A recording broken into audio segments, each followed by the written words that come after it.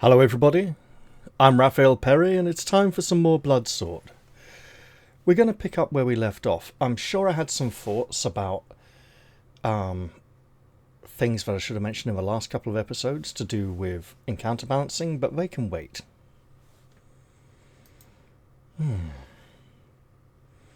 No, really they can't actually. So this is about how this series uses tough fights to punish the player for avoiding those fights. Often there are good warnings, which may be heeded, and many of the fights are quite easy to avoid. And then we get to a few, like that last one, where we didn't even have to roll dice, and it was over before it started. And I suppose the only reason it was even a fight was because the player didn't know what was going to happen next, so to give the impression that what was going to happen next may be a bad thing. Right. So last time we recovered the sapling of the world tree and returned it to the abbot, and we were absolutely exhausted and fell asleep. It is around sunset when you wake up. The abbot immediately hurries over. He is packed and dressed for a journey and has the sapling in his arms. "I am ready to return through Perius's astral gateway to the monastery," he says. "I waited to give you this." You stare sleepily at the parchment he thrusts into your hands. It shows an enigmatic drawing. So here we have a tree, a snake wrapped around the tree, and some sort of branches arranged above in a sort of six, like 1, 2, 3, 4, 5, like 4 branches in the middle, a sort of 8 shape, making 6 spaces around it. The serpent is going for the apple. It's very sort of biblical looking. There's a well underneath the tree. "While you slept, I saw this as a vision against the dawn," says the abbot. "I am sometimes prone to visions. After being imprisoned and deprived of food for so long, it is not... Oh, sorry. After being imprisoned and deprived of food for so long, it is not surprising." You hand the drawing back to him. No, he says. "You must keep it. The tree, the antlers, the serpent are all important symbols in the Yggdrasil myth. God has sent this vision to guide you on your quest."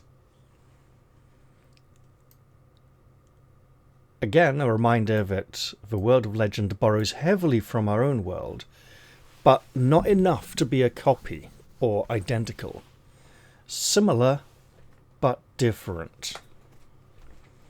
To give that feeling of similarity, belonging, a bit like the old world in Warhammer. It's very similar to our historical world in many ways, but it's also different enough to feel a bit alien, and so you don't think, oh yes, this is actually our world. You shrug. "Why give you the vision in that case?" "Perhaps because you trust me. Would you have trusted your own eyes? Perhaps so that I can help you in return for the help you have given me. The Lord God is all-wise, and we cannot doubt that if he has chosen to act in this manner, then it must be for the best." You fold the drawing and tuck it against your other belongings. As it is so light, you do not need to count it against your encumbrance limit. Note the number 435 behind it on your character sheet, so in case you want to refer back to it later. I feel Brother Kern should carry this. So, Abbott's Drawing 435, Book 3.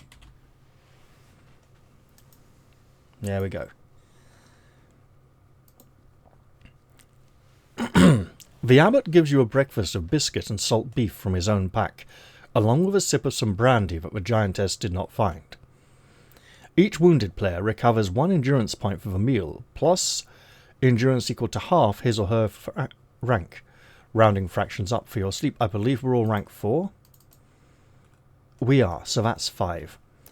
Only 2 people are injured, so Remy will rise from 13 to 18 endurance points, and Brother Kern from 8 to 13. And I will risk a 2-point healing roll as well. Spend 2, get back 4. We'll give those both to Brother Kern to take him up to 15. And the next healing roll will consider healing Remy as well. After shaking hands with you, he goes over to the wall and feels along it until he finds something. When you squint, you can just make out a shimmer against the stone. "Now what was it Perius said?" muses the abbot. He holds up his hand and grimaces as he makes the pagan horn gesture with his left hand. "And Lord, excuse me this witchery. I employ it only to do good in your name. Now then, vestigia nulla retrosum." With those words, he steps into nowhere. You stand blinking, your eyes baffled by the manner in which he departed. When you go forward and touch the wall, it feels solid once again. After a while, you go out to stand on the terrace.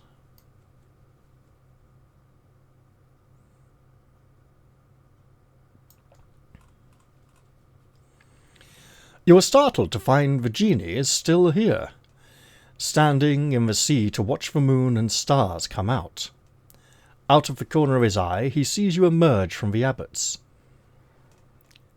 Emerge from the ruins. How many abbots had you emerged from?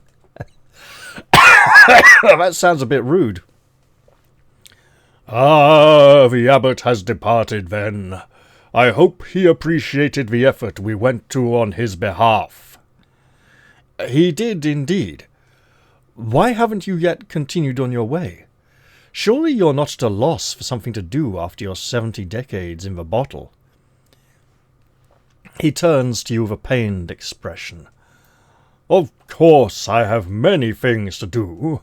In fact, I was halfway to Kitai while you were sleeping. Then it struck me that in a sense I still owed you half a wish, as I got some satisfaction of my own out of whipping those Magian curs. Thus I have returned to take you on to Hakbad, which will definitely mark the last of your wishes." You look at him askance. "Surely I do not perceive a trace of compassion in your voice? Surely you are not motivated by a spark of decency?" "Have a care," he growls. "I will carry you on to Hakbad, but I will not stand for insults along the way." And with this, he reaches out and gently scoops you up into his hands. Oh, isn't that nice? We could have been trapped here trying to find our way down that spire. I mean, what? Would we have the sage levitate down and then catch us when we jump? And practically flatten him? That's not good, is it? And as we... Right, I'll make another healing roll on this section. Skip the last section, obviously, because we've got a good heal from the rest. I didn't declare a number. I'll keep it at 2, because that's what I used last time. So that's the balcony. Now for this section, I'll do another 2-point heal. Hey! And I'll get back 8. So, I'll give 2 back to Brother Kern to take him back to 13. 1 to Remy to take him to 19. And then 5 more to Brother Kern to take him up to an 18. Which puts us in a pretty healthy shape for whatever horrific encounter we may come across next. You arrive at Hakbad in the early hours of the morning. From the air you can see the great palaces and peak-domed temples separated by tracts of orchard, necropolis or dusty scrub. You, who are accustomed to the crowding of northern cities, can understand why some Karadian merchants find these sprawling cities of the Tar Ashim world so agoraphobic. Hakbad has more than 1 million inhabitants, you have heard, 4 times the population of Ferromain, but covering an area nearly 10 times as big. The idea is breathtaking. See how it sits at the confluence of several rivers, remarks the genie. Originally there were a number of smaller settlements here, but as they grew and merged, the city of Hakbad took shape. You are well informed, it would seem. The genie begins to glide down towards a swathe of parkland situated between two canals. In olden times, I would occasionally take the form of a dog or a merchant in order to stroll these very avenues. He shrinks as he sets you down on the ground, and soon is no taller than a palm tree which stands behind him. I might amuse myself in such a way tonight, once our business is concluded. We have used up all 3 of our wishes to get here, so we have no more to use. But what we will do, of course, as we've been pointed to a new section, is make a 3-point healing roll. 3 times 4 is 12. That'll be enough to... so 3 back up to 18, 5 to 20, and then 7... Yeah, we only need 5 more. So yeah, we're good. Everyone's on full health. Excellent. And it's nice the genie decided to complete our interrupted wish to originally take us to Hakbad. Although for a slightly different reasoning. Again, what? Oh, autosave, right. The genie transforms himself into a large black hound with glowing coals for eyes. As he runs off across the park, he barks back over his shoulder. You can keep the copper bottle, by the way, if you picked it up. It might be worth something as an antiquity. I shan't be needing it again, that's sure. You soon lose sight of the hound among the trees. Sosorian said that he would wait for you at the House of the Desert Breeze. You have no idea where that is, so you set off at random and eventually come across a gravel path which seems to lead towards the centre of the city. After a few minutes, it brings you to a wide tree-lined avenue, and you see an old dervish coming towards you carrying a heavy pack. The trickster is here, and has a wooden doll. So let's see what that means. You step back into the park for a moment and crouch down to search amid the gravel of the path. You soon find what you are looking for. 2 sharp greenish pebbles. You press them into the doll's face. It does not look much like the Hatuli, but in poor light it might deceive a casual glance. You go back out into the avenue. So now, the wooden figurine that Remy has fake eyes. I'm just going to add with eyes here.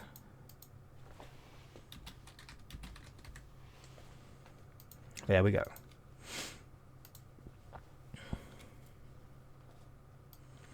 It should be fairly obvious what Remy is planning. A cunning deception, and one from which we may benefit, though we might also suffer.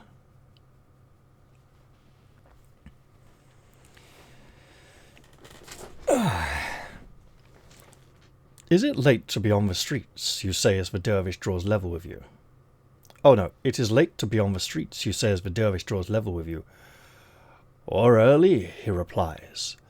He stops, but says nothing further by way of conversation. What do you have in your pack, you ask, pointing to the obvious heavy burden on his shoulders. Books. Here I have the apocryphal sayings of the Illuminate, the Rubai of the 5 Perceptives, a number of treatises on ethics, lore, and arithmancy, volumes of Nasserene and Opalarian literature, some manuscripts out of a Kai-Kohoran tomb. Oh, they must be of great value. Are you intending to sell them? He gives you a gap-toothed grin. Not at all. A fine dervish I would be with my pockets full of gold. No, I am going to make a fire with them to keep me warm until daybreak. This is madness. Surely you jest, you say to him. The act would be nothing short of criminal. It is better to live the Illuminate's teaching than to read it, he replies, still smiling broadly. In every sense, action is superior to intellection. But if you wish, here is one manuscript you may save from the fire. He draws a scroll at random from his pack and hands it to you. Record it in your character sheet if you wish to keep it. We will. I'll work out who's going to keep it in a moment. Baffled by the dervish's oblique logic, you ask him if he knows the way to the House of the Desert Breeze. It is close by. Follow this avenue to the end, then look to your left. You will know the House of the Desert Breeze, as you will see its tower framed within the constellation called the Spider. Ominous. You thank him and set off in the direction he has indicated. If you took the scroll he offered and want to look at it at any time, including now, turn to 518. Who could carry... We got a lot of food here. Brother Kern and Ariadne, no space. Okay, well look. Sir Alwyn has lots of food.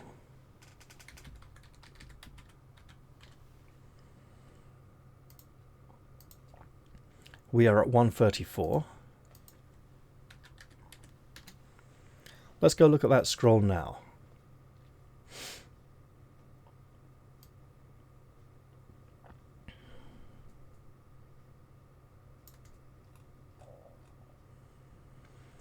Make sure you have a note of the last entry you were reading. If the sage is not here, you cannot make head or tail of the scroll. Return to the previous entry. If the sage is here, then we may translate.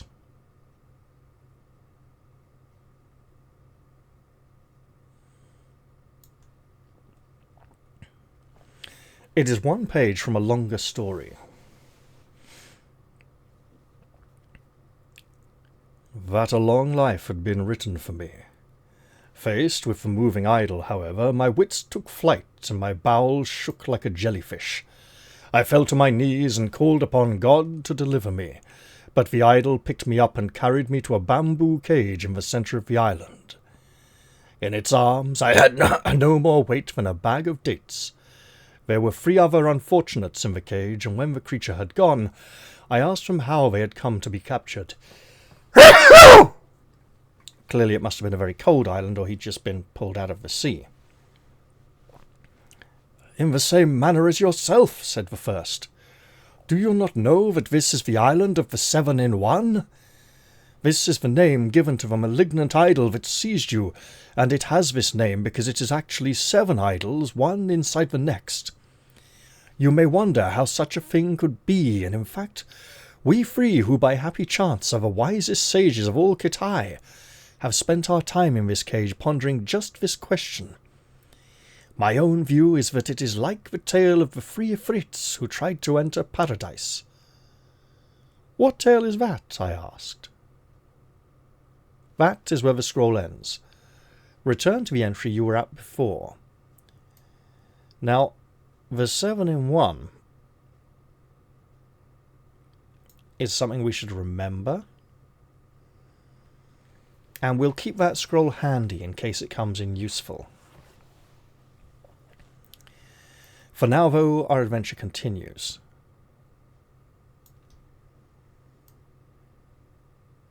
What happened to selling the copper bottle?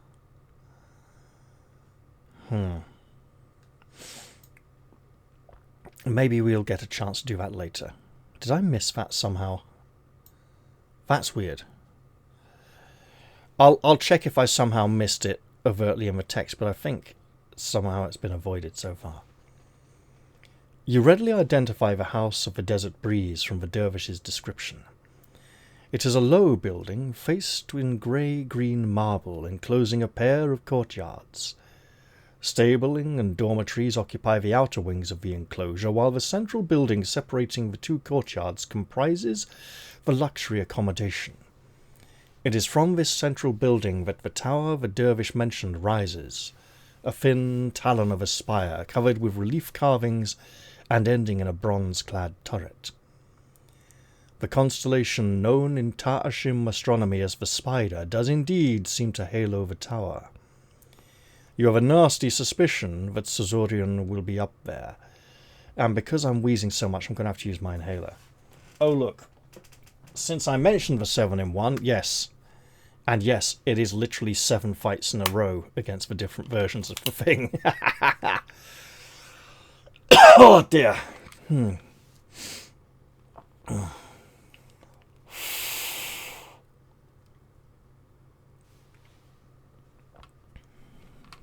Kind of like a Russian doll.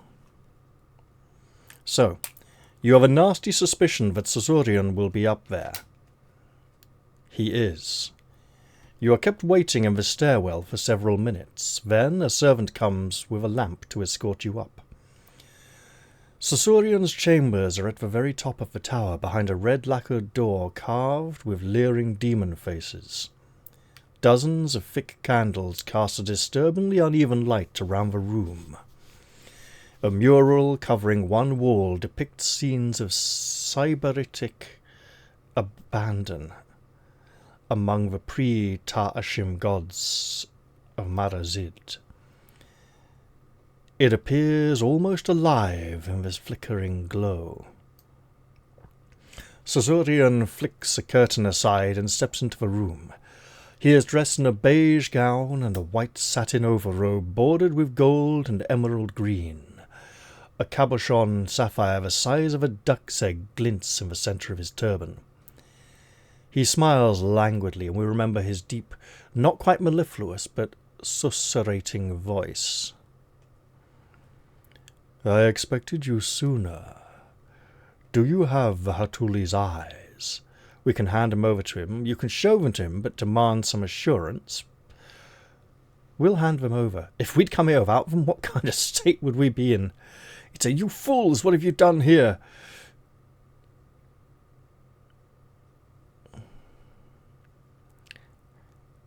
How did you how would we lose them?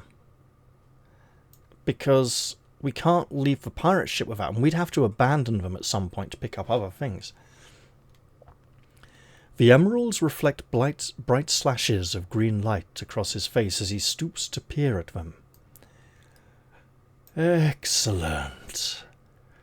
Excellent, he breathes. They are still redolent of Sa'ak Nafur's sorcery even after so long. He takes the Hatuli from a cabinet and places the emeralds in its empty eye sockets, then sets it down in the centre of a small table. Oh, we should probably remove the emeralds, as we blatantly no longer have them.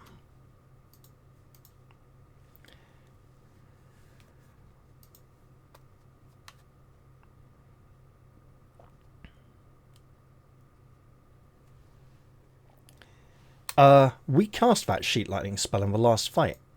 I didn't remove it. I will tidy that up now, because that's how we killed so many of the adepts so quickly.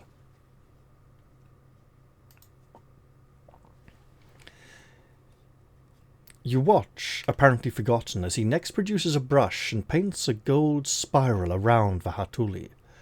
Lastly, he arranges 12 engraved onyx counters in a pattern at the edge of the spiral and intones, Didan, Jostan, Peidan, Avardan. You could almost swear you saw the little things stand to attention. Sazorian beams at it, then glances up. It is activated. In a few minutes, it will have drawn the necessary energy from the cosmic flux to be able to move. Then it will find the demon's claw for me. But in those few minutes, something's going to happen. Remy does have the wooden doll that he bought from Wurak the fisherman, and he's added some shit fake eyes to it as well.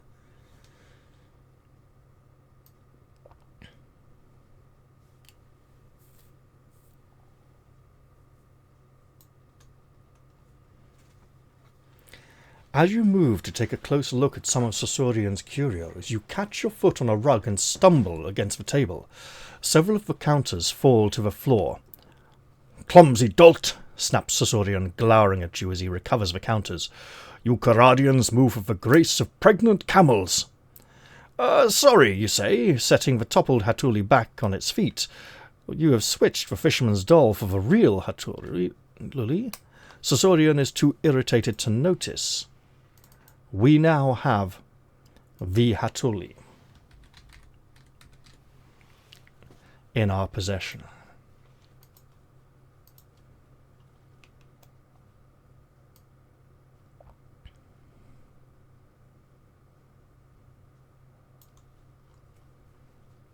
Sosorian suddenly turns and points to the mural.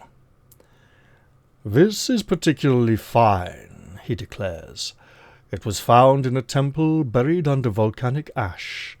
It predates the Ta'ashim faith. As you can see, half a millennium ago, many of the people who lived in what is now Western Zenir and Utrimer worshipped the gods you see here." You try to repress a shudder. "On close inspection, the graphic techniques used to depict these demons' activities becomes almost too much for the stomach to bear." Did people really ever worship such vile and unclean monsters? Oh, that's us speaking, right.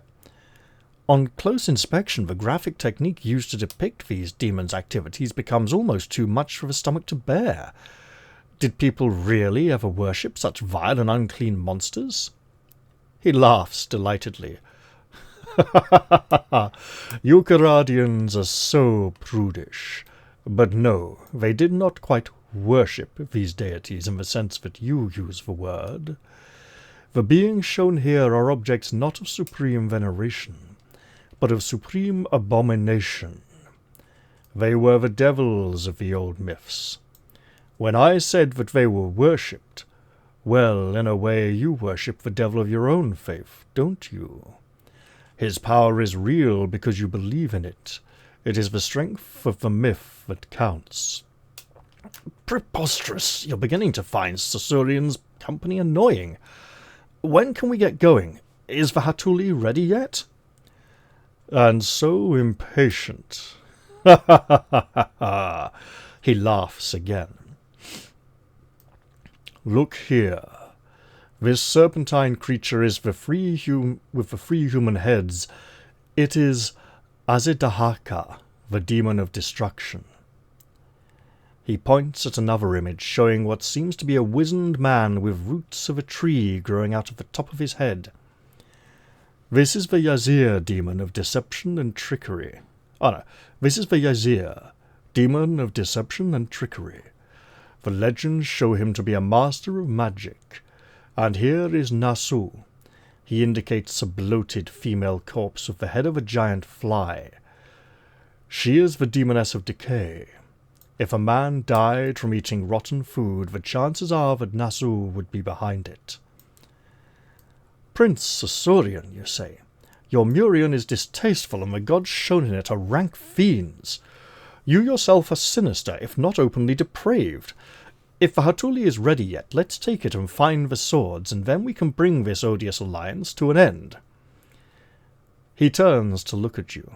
There is still an unruffled smile on his lips, but his eyes lash with menace. "I had not realized you held me in such distaste." "The fact that you have been exiled from..." Wait, have it? Yeah, there's missing speech marks there, okay. "The fact that you have been exiled from every country in which you've lived rather speaks for itself, but we are poles apart. Our goals diametrically, as you said. There is no reason for us to quarrel." He nods. "In fact, you are right. I have no real argument with you beyond the dislike I have for all your race, and my scornful abhorrence for all righteous pigs. My motive at the moment is curiosity rather than malice." "What on earth are you talking about, Sosorian? Your motive for what?" He gestures again at the mural. "I have certain theories about the nature of myth and reality. I believe that just as it is possible to form images of distant objects through the use of lenses, it should be possible by magic to form images of mythical entities. A shadow cast from the myth plane onto our own, so to speak. Do you find these concepts difficult to understand? Ah, you Karadians are so feeble-minded. Allow me to demonstrate. He utters something in a sibilant tongue. The air immediately becomes stifling, laden with menace like the heavy atmosphere before a storm.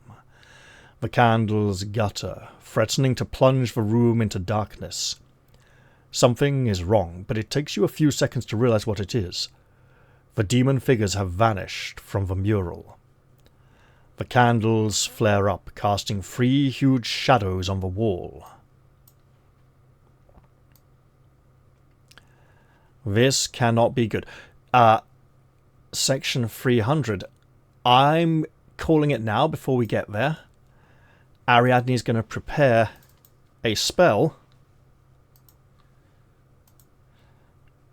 The spell of immediate deliverance.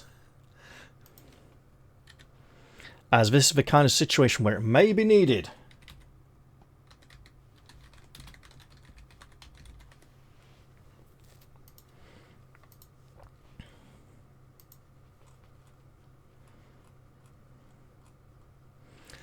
You face the simulacra, or mimomyths, of 3 of the gods of ancient times. Azidahaka, fighting prowess 11, 12 dice damage. Yeah, look, we're gonna leg it, okay? Nasu, a touch of decay, and the Yazir, who casts spells. The Yazir will call spells to mind and cast them on alternate rounds. Roll a die to see which spell he is using. Nemesis Bolt, Sheet Lightning, the Vampire Spell, Mist of Death, Sword Thrust, and Night Howl. Once he has called the spell to mind, he casts it automatically on the following round. His psychic ability is high enough that he always succeeds with his casting roll. His psychic ability is 18. So, I'm going to need to try and find images of a 3-headed hydra with human heads, a woman with a insect's head, an old man with tree roots growing out of his head. I'm going to be honest, the portraits aren't going to be that accurate to the descriptions for this one. I'll go sort out a map and be back in a moment. Here we have our 3 demons from ancient myth. We have Azidahaka, the serpent with 3 human heads. Look, this is as close as I could get in a bit of a hurry, okay? Nasu, the bloated corpse woman with the head of a fly. And the Yazir, the old man with tree roots growing out of his head. These are really deadly foes, and let's review a few things. First of all, Azidahaka has a fighting prowess of 11, a psychic ability of 10, deals 12d6 damage, which is enough to obliterate any one hero that he strikes, has an awareness of 7, 100 endurance points, and 6 armor. The only balancing factor in that entire stat block is his awareness of 7, which is lower than Remy's. It's tied with Sir Alwyn, who could defend when Azidahaka attacks. However, Nasu has a fighting prowess, an awareness of 8. She also has a fighting prowess of 10, psychic ability of 11, deals 8d6 damage, has 140 endurance points and 3 armor. That 8 means she will act before Sir Alwyn. And while he may be able to take an 8d6 blow, 8 times 3.5 would be like 27-ish. With armor, he might just survive if she rolls a bit low. Nasu's touch is the touch of decay. A player whom she wounds must attempt to resist a psychic spell. Failure to resist means that the player rots away and dies. If she goes before him, with a fighting prowess of 10, she probably hits. So we need him to swap place with Remy. Also, let's have him swap place with Brother Kern, as arguably Nasu might come. Ooh, wait, no, that works. Okay, good. So, we want to get the bleep out of here. We don't want to fight these things. They're practically undefeatable. In fact, the victory text is, if you manage by some miracle to win, and it would take a miracle and probably loaded dice, and not this program, which likes to roll low. Actually, no, it likes to roll the same numbers it rolled last time a bit. So, here's what we need. We need Nasu to attack someone who she's either going to miss or who can pass a psychic ability test and can receive 86 points of damage, which we may just about survive. We also need Azidahaka to miss, and we need Ariadne to successfully cast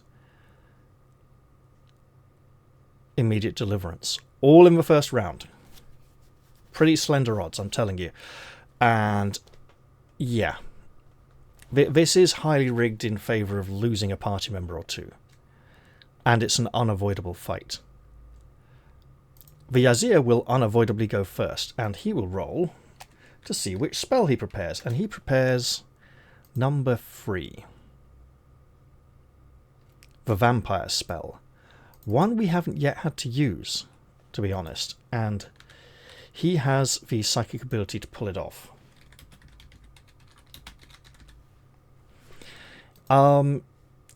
This feels strongly like it should have been a, do you want to fight them? If so, go to auto kill section. Do you want to run like fuck? If so, get the hell out of here, maybe take a bit of damage as you go. But it's not, it's a fully statted combat. We're supposed to learn how deadly these things are. Speaking of learning, Remy and Nasu go simultaneously. Remy will defend for all he's worth.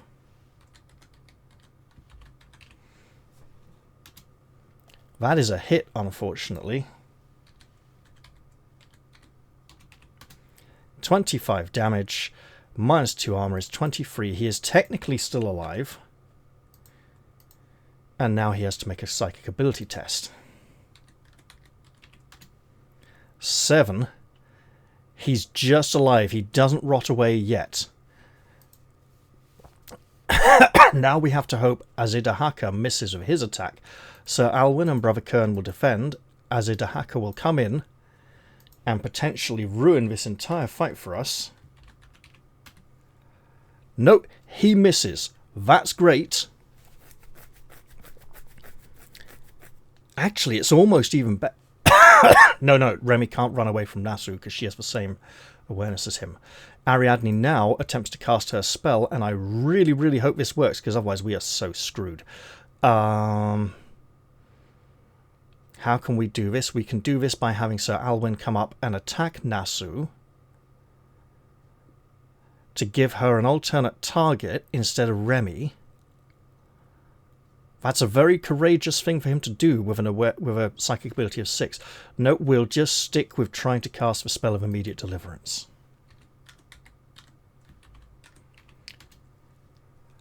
Oh, bang on. 6 plus 2 is 8 against the target number of 8. So the entire party is teleported to the exit and flees at the start of the next round. The fight is at an end. Whoa. That was brutal. And that was... let's just say that was not my first attempt. I've seen this fight go horribly wrong many times in the past, and I knew how nasty it could be. I may or may not do a best of 3 video on this fight, because it's so blatantly rigged against us that it's like, oh my goodness, why and how? Let's get out of here now while we're still alive. Yeah, I have memories of this fight from years ago. They're not good. You burst from the chamber and hurtle frantically down the stairs. A cacophony of shrieks and howls pursues you, echoing down the long stairwell. The god things have the scent of their prey now. The hunt will not stop until you are caught and slain. Sazorian steps out onto the landing above you. You cannot escape, he jeers. My umbracules are tireless. Wherever you flee, they will pursue. When your legs are like water and your breath comes in painful gasps, they will rush relentlessly onwards. And when at last they seize you, ripping your frail flesh... You emerge into the courtyard. You are out of earshot of Sazorian's ranting, which is something to be thankful for. Risking a glance back, you see that the god things are halfway down the staircase. Their large bulk and their insensate lust to attack have caused them to get in one another's way, giving you a few seconds' respite. You scan the courtyard, a tableau of blues and purples in the pre-dawn twilight. You could flee through the main gate the way you came in, or you could go through a narrow archway at the back of the courtyard. You must decide quickly. We need to get out of here. Right out. That back gate, it might go to a little back courtyard or something. It might not be a way out of here. We need to absolutely escape. And I will let you know that this is one of those roaming fights, like the barbarians in Book 1. The demons can catch you and fight you again and again and again in a great number of locations. We need to get out of here. Also, while the demons are getting in each other way on the stairs, Ariadne will rather sensibly prepare another spell of immediate deliverance in case we are captured.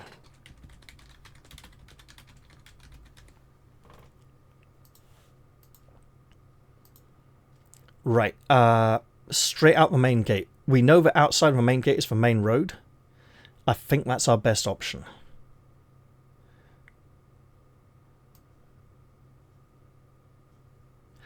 Now that little back gate is tempting.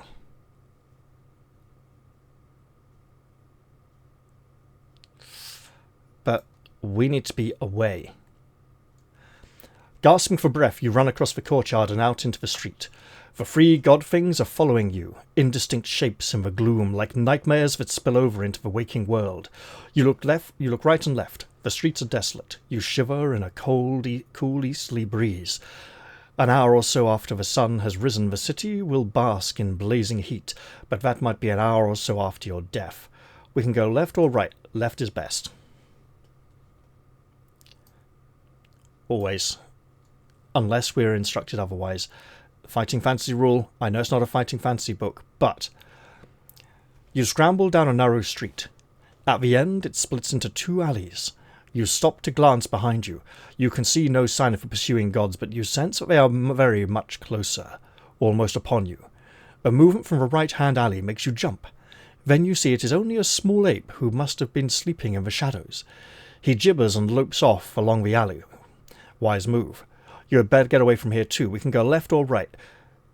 We were told by Fatima that when we needed to get to her garden, an ape would lead us to it. He's in the alley on the right. That's the way we will go.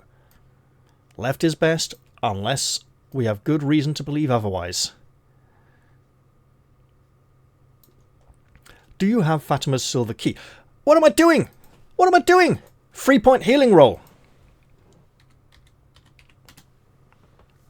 I will happily have Brother Kern lose those 3 points and give them to Remy to bring him up to 4.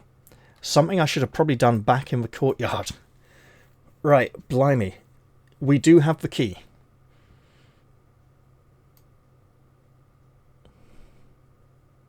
And since that is another section, that's another healing roll, unless it's a fight. It's not a fight. Okay. Another 3-point healing roll because someone is nearly dead. We lose 3 points. We keep on running. You stumble down the alley. Walls 6 meters high on either side. No time to scale them, even if you could find handholds. In your desperate haste, you nearly trip over the ape. The stupid creature has stopped to gawp at you. Better move it, chum, you grunt as you run past, or you'll end up as the appetizer. You suddenly stop dead and whirl around. The ape is pointing to a door in the wall of the alley. You remember the key. Fatima said something about an ape. You fumble for the lock, fingers made nearly nerveless with panic. The demons are almost upon you. You smell the rank stench of their breath, and worse, the suffocating odour of evil that hangs around them. As you unlock the door and push it open, their taloned hands are reaching for you. You throw yourself through the door. The gods' leering faces loom out of the twilight right behind you. You slam the door shut. On the other side, 3 unhuman voices are raised in a howl of frustrated bloodlust. You slump against the door exhausted, weak with relief. Safe. Must admit, I'm feeling a bit of a headache from the stress and the tension there.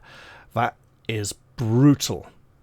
That is the one of you is probably going to die, possibly even 2 or 3 of you section. Another non-combat section, we will heal. I'm going for a 3-point healing roll because of how deadly the damage has been. Spent 3, got 6. I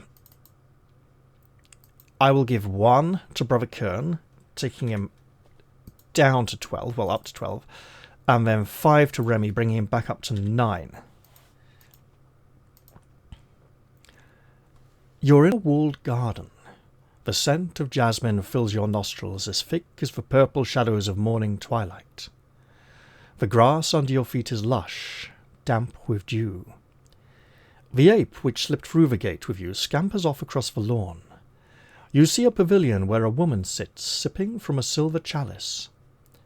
You bow, recognizing Fatima. I don't know if the key's still in the lock outside or if we've got it on us. I think it's gone and we don't use it again. You bow, recognizing Fatima, even though she wore a veil before.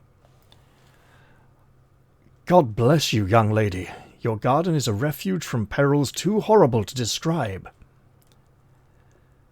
The danger is past, she replies, her voice barely more than a murmur. Come and sit with me. This you do. After a while, as you accept sweetmeats from a silver dish, you suddenly remember the demon gods. They cannot enter this garden, you say with a start of sudden alarm. The din of their howling can still be heard over the high wall. The things that pursued you have faded, she says with a smile. That is the chorus of alley cats. You listen again. She is right.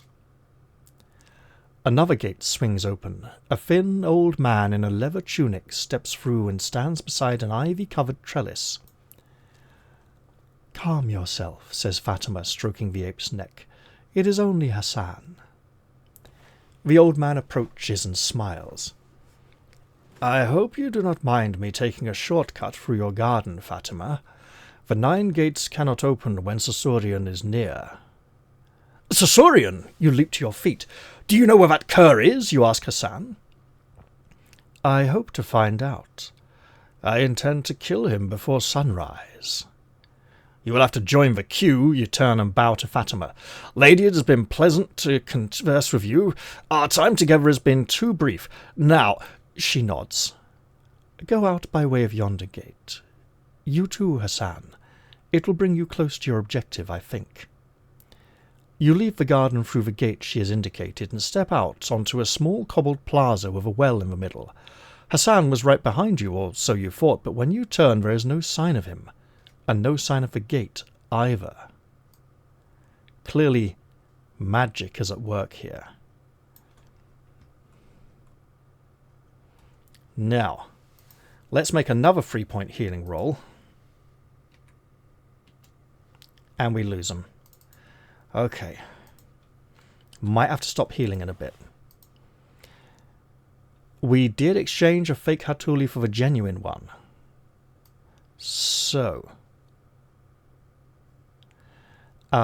given how healing rolls have gone recently, at this next section I will make a 2-point healing roll rather than a 3.1. Spend 2, get 8. We'll give those 2 back to Brother Kern. And then 3 each to Brother Kern and Remy, bringing them both up to 12 endurance points.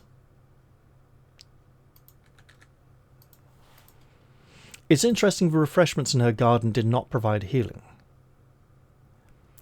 The little mannequin jumps from your haversack and runs over to the edge of the well. You go over and peer down. The well is as dark as a grave, but at least it seems to be dry.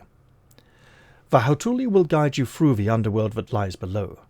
The sequence you will need to follow is this: left-hand path, left-hand arch, turn right at first junction, turn left at second junction.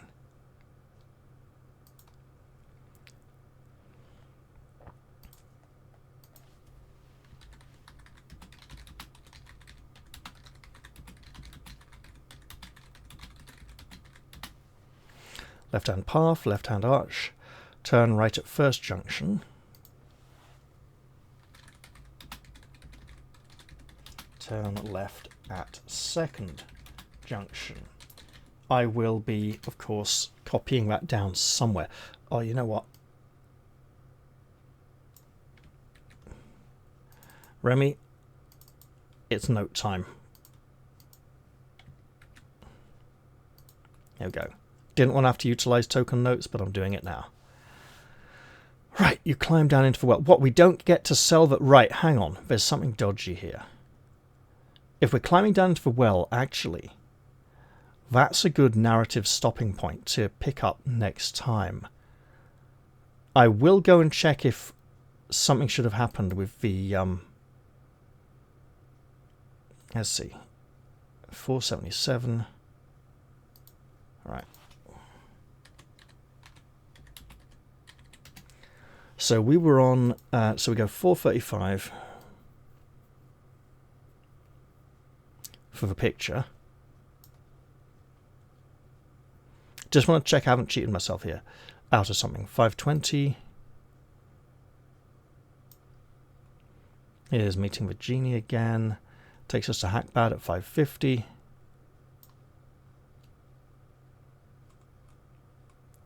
No more wishes. So 556.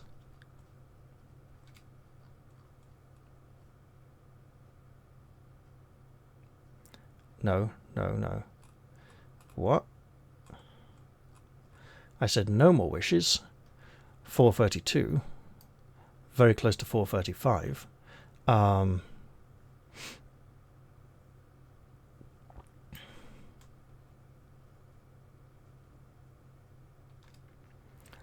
So you can keep the copper bottle if yeah.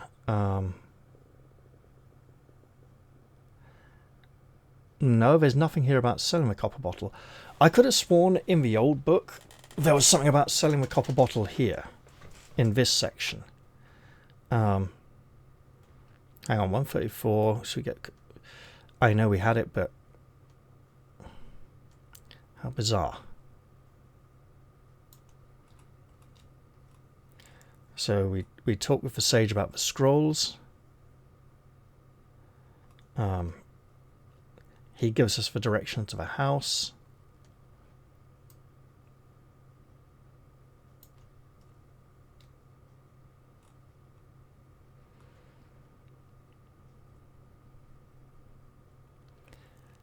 And we go see Sorcerian. Okay. No, we still have it then. 261. We are back here. And as we climb down the ladder into the well, might as well go to 477 right there.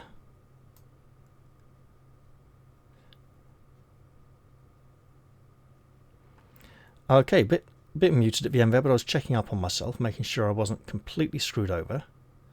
How bizarre. Maybe we can even use the bottle to trap some kind of genie or devil or demon or something in a later book. Who knows? But for now, at the bottom of the well, there is still a full chill of night time, although sunrise is now only a few minutes away. The chamber is dank, but there is no water in this well apart from a slimy puddle of muck in the centre of the floor, probably from rain. This is now a dungeon crawl for pretty much the rest of the book. And we have the Hautuli guiding us, but we will follow Vahatuli into the next episode, because I'm going to end this one here. I hope you've all enjoyed this episode, and I will look forward to seeing you all in the very next one. I'll say goodbye for now, and see you all soon. Cheerio, everyone.